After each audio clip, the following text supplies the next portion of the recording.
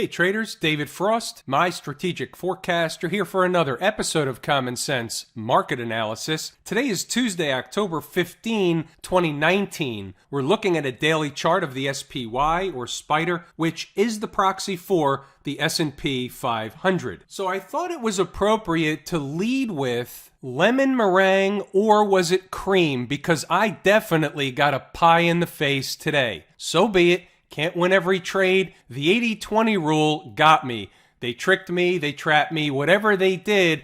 I closed out the short position in the SPY, and I'm going to tell you why. We'll do it when we get there. It's really prevalent on another chart. Now let's talk about the bigger picture for a second. The market went higher today. It doesn't matter what the reason, doesn't matter what anybody even believes the reason was the market went higher. Price is the absolute.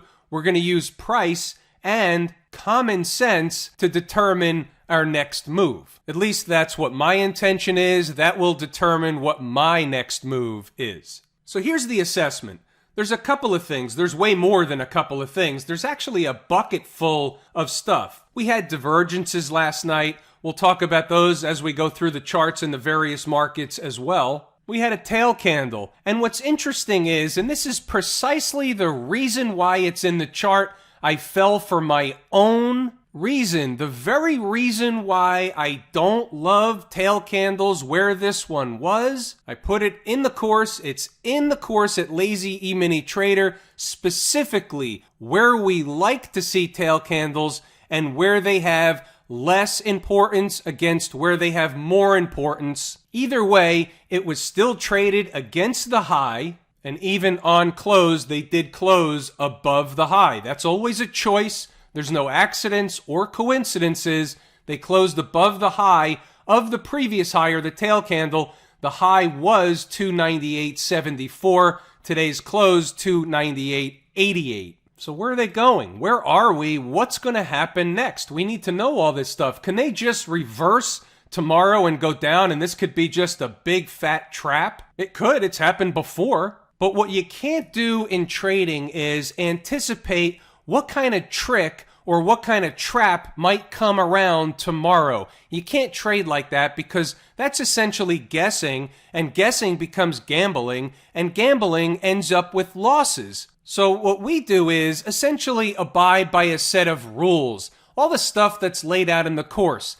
And if we use all that stuff, we're going to be on the right side of roughly the 80-20 rule. The pie in the face was on the 20% side of the camp. But it's going to happen. Wasn't the first time, and it's not going to be the last time. But here's something interesting. I discuss this quite frequently. I think it's worth saying again. It's worth repeating because it's so important. When you enter a trade, you have to enter a trade with the belief and the confidence that you're going to be 100% correct. The trade is going to work out in your favor every single time. That's the attitude you have to have going in the trade.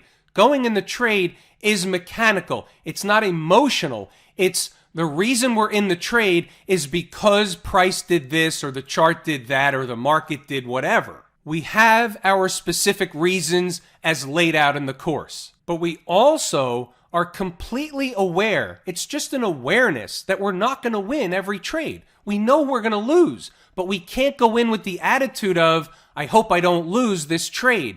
You're going to lose more trades than not when you go in with that attitude. The attitude is, this is an easy trade. I see the setup. It's a slap me in the face trade. And by the way, there is no easy trade. There are trades that work out quickly and picture perfect, but there is no such thing as an easy trade. So on the flip side, we have rules. What happens if the market does X, Y, and Z? Well, in this case, the market closed above the high we were trading against. I'm following my rules. I exited the trade. I'm taking a hit. It is what it is. If the market turns around, then it confirms on the downside and I have to get back in at a different price, so be it. I'll be okay to do that. But what I'm not going to do is watch this thing continue higher. So now let's talk about the upside. Is there more upside? If there is, where's it going? So A, there can always be more upside. We took a look at weekly charts recently, didn't we? And we found that there's nothing wrong with the weekly charts. So here we go. Here's an example of the result of nothing was wrong with the weekly chart. Are they going to make new highs? Here's what I'll say. Odds favor yes from where I sit, but that's not a forecast, and I don't know that they will. But we have to look at this objectively. If the market's going to continue higher, one of three things is going to happen. They're either going to come up short, they're going to hit it on the button, or they're going to spike it through and make a new high. I have no idea whether to know or not whether they will make a new high. My gut tells me they're going to make a new high. Here's something I found interesting this morning. Look at the opening print. The opening print was right at 297.10. So whether it was on 297, slightly above or slightly below, it's still around 297, which reinforces my feeling that 297 is still important. Hence, I couldn't help but notice that right at the opening, so I wanted everybody to know that all of a sudden we're seeing things develop right out of the gate. At least opening around 297 had to be somewhat bullish. Again, we knew where they were going. They were going to test the top of a breakdown candle. We'll look at other charts in a moment, but under normal garden variety market conditions, they shouldn't have just blown right through these areas. It's not going to happen the majority of the time, but it does happen. It will happen. It did happen. I'm just giving you a snapshot so you can see what we were discussing inside the numbers throughout the day. You can certainly pause the video and you can read it on your own. There's no magic here. There's nothing of a total surprise. It's pretty much garden variety commentary, as you see pretty much each and every day. Stocks on the move. We'll take a look at some charts. Important numbers. You can take a gander. On a day like today, when the market gaps higher, it takes away a lot of the opportunity, especially when it's a gap and go. Unless you're willing, and I'm certainly not proposing this, but unless you're willing to chase the market, there's not a lot you can do in the face of a gap and go, especially when you're on the other side of the tape. First, you see it unfolding. You know what's coming. You say a few choice words. The one closest to G-rated is really, you gotta be shitting me. And then you have to get up and clean the pie off your face. So out of that list, we had one stock listed as a jump target. I'm going to go over this one. That's the one you're seeing on the screen, PAGS. And then we had two that actually hit their targets in the traditional way. So let's discuss this one first. When a stock jumps a target, it means it opened below, in this case, because we're looking for a support level to buy. So it opened below the target. First target was 41.41. Opening below takes the first target, in my book, off the table. We look to the second target. So those traders that are buying the second target, you can see what happens. At $40, it pretty much cuts through it like a hot knife through butter. But what you'll also notice is the stock never went through the hourly close below the number listed as the stop, was $39. So you can see here the first hour closed. This is 10:30 is the first hour of the day. Closing price, $39.50. Now, I know it's not a fun ride. I get it. But technically speaking, since where we closed was above the second price, it's not a losing trade. I wouldn't classify it as a winning trade. I would just classify it as one of the trades on the board, and if you took it at 40, there was some pain involved. I get it. I took it at 40. Now here's the second one that hit its target, was Frontline, FRO. 1092 was the target. The stock closed yesterday at $11.71, getting a pretty healthy haircut at the open. Now look what happened with this one. It hit the target, went a little bit below, not much. The low here was 1077, and then it bounced up and it goes to a high of around 1114. It doesn't sound much, but when you add up the numbers, it's more than you're traditionally looking for on an $11 stock to begin with, at least to take some profit off the table. And here's what happened. Those traders, or any trader that's holding at that time when it comes back down to collapse, you have to get out of the position. A trade that's working in your favor that begins to not work in your favor, something has changed and you get out of the trade. So here's what happened with this one. I'm in the trade. I take some profit off the table, and I'm still in the trade. It comes back down, closes this candle 11:45 ending. It was in this time frame. I don't remember exactly which chart I was looking at the time. But once we got down below my entry price and it started closing down there on the intraday charts, I got out of the rest, and it actually impacted my profit on the half a position that I took off in the first place. And you can probably hear it in my voice. It becomes a little frustrating. Here's the funny part. I was kind of over the whole thing until I started talking about it again. Now I'm starting to get hot under the collar about it. Not just about FRO, but I had the pie in the face with the SPY trade. I have this thing. I had PAGS we just looked at. And then we come to Goldman Sachs. Now, I made some money in Goldman Sachs, and it definitely buffered the total loss today, but I definitely had a loss today. There's no doubt about that. Goldman Sachs' win wasn't close to the loss that I had in the put position on the SPY. But had I held longer, would have been a better situation. But I didn't do that, so be it. Some traders did. I got a bonanza full of emails about Goldman Sachs. So I'm glad a lot of traders got a hold of Goldman Sachs today, down below 200. You see the prices down there. There's a gap down here. There's another gap, but necessarily there's another area or reason, I should say. So we had two prices, never even got to the second one, and you can see the immediate rocket ride higher as the market itself got into melt-up mode. Goldman Sachs was up more than $8 from the entry price, and that's intraday. So what you're seeing is real-life stuff. You're seeing Goldman Sachs stuff. We have these a lot. You're seeing a couple of tough trades. You're seeing me take a hit.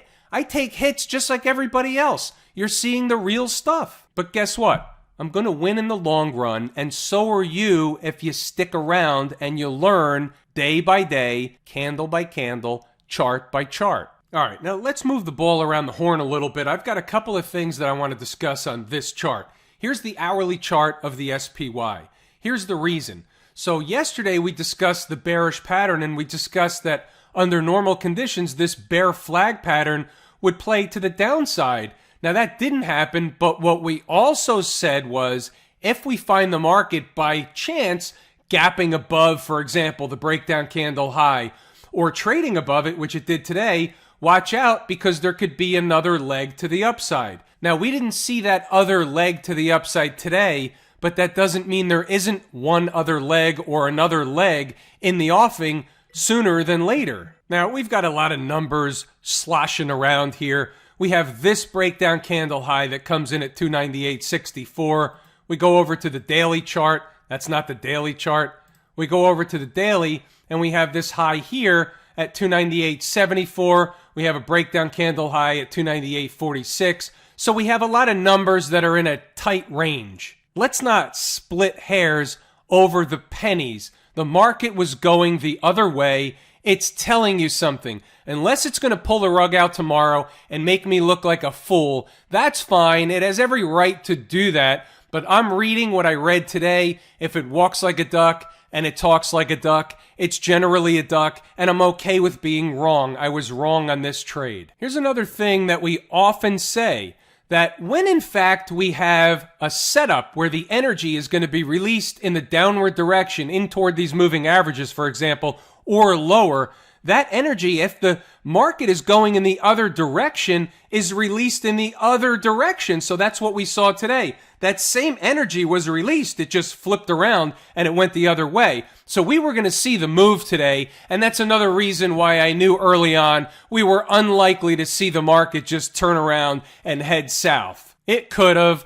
I'm certainly void of a crystal ball like everybody else. I just took what I had, took what I know, and did what I did. Now here's a look at a 120-minute chart, and you can see they're trying to break out. They're trying to break up and higher. So we're trying to break up out of this area. That's where the market gapped up to the other day, traded sideways, a little bit of a fake out, and here we are again. Now the market, this time up, decided not to stop there, so we have another destination in mind. Where is that destination? This pivot high right here at 300, almost got there today. This gap right here, the old highs, or higher? Nobody really knows. These are the areas that make logical sense. There's a couple more in between, obviously, but these areas are where the market is likely to find garden variety overhead resistance. But if we're going to make new highs, let them just get her done. Is this a melt up to much higher prices?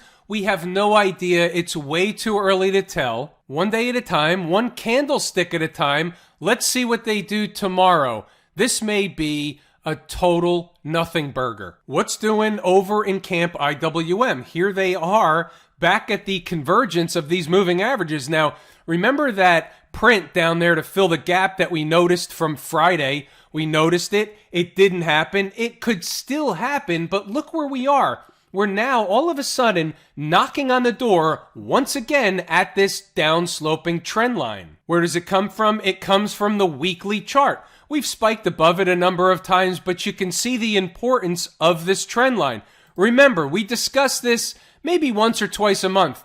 There's nothing in the book that says this can't be some kind of a bull flag pattern of some sorts. That is possible. We've talked about this before. It's crazy what's going on with the IWM, the wild rodeo ride it's been on, but we have to look at the market for what it is. And what it is on the daily chart right now is into some moving averages, normal garden variety market resistance. However, look how close we are to the trend line. Where's the trend line come in now? About 153, give or take. That's all it is. We're at 152. We can gap over the trend line on Wednesday. Anything is possible. Remember what we said a few days ago? Didn't I use the phrase, don't fight the Fed? I was fighting the Fed. Playing Monday morning quarterback, I'm pretty sure I get to wear the schmuck shirt. What's doing down at the transportation department, our favorite canary in the coal mine, our second favorite market leading indicator? Now check this out. So the other day, going back to Thursday, the transports closed pretty much at or near the highs, okay? So we had a big up day and it was outpacing everything else. We noted it, we talked about it, we moved on. The next day, we have the big gap higher. We're into the moving averages. Now today, we're busting above the moving averages, challenging this breakdown candle high. Doesn't this look in lockstep with the IWM? Here we go again. We have to draw this out. We have to recognize this.